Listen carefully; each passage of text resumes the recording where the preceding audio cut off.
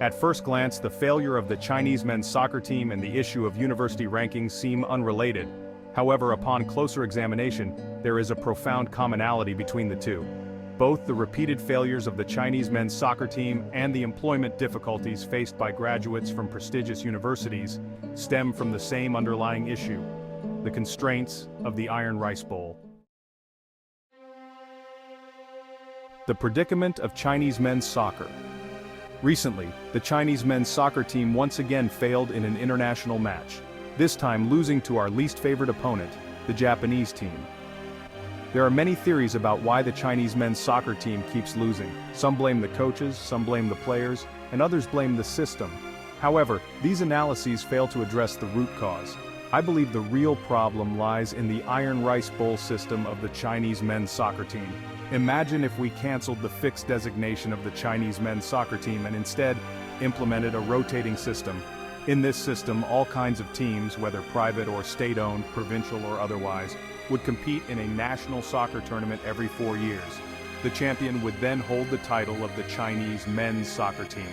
By breaking the constraints of the Iron Rice Bowl, the title of the Chinese men's soccer team would become an honor that any team in the country could compete for, motivating more teams to continuously improve their performance. With this kind of competition, would we still fear losing to teams like Japan? The crux of university rankings. Chinese prestigious universities face a similar issue. The current 985 and 211 designations grant these universities fixed resources and status, creating an educational Iron Rice Bowl.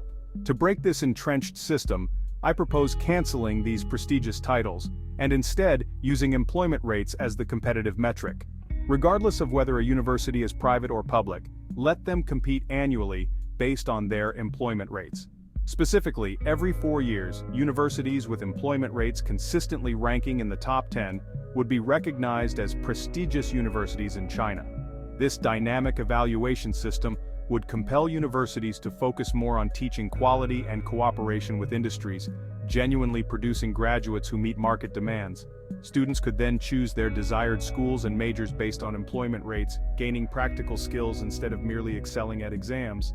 Businesses would benefit as well by finding suitable talents more easily. This would undoubtedly be a win-win situation. The advantages of breaking the Iron Rice Bowl. By breaking the constraints of the Iron Rice Bowl, we can stimulate competitive vitality and enhance overall standards. For the Chinese men's soccer team, a rotating system would encourage more teams to invest resources and effort into competing for national honors. For universities, employment rate rankings would push institutions to continuously improve their teaching methods and better prepare students for the job market. Conclusion. The existence of the Iron Rice Bowl often leads to complacency and stagnation. Whether it's the Chinese men's soccer team or university rankings, breaking this entrenched system is essential for revitalization.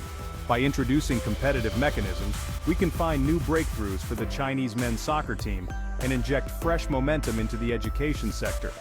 This not only helps raise overall standards but also brings more opportunities and hope. Do you think such reforms are feasible?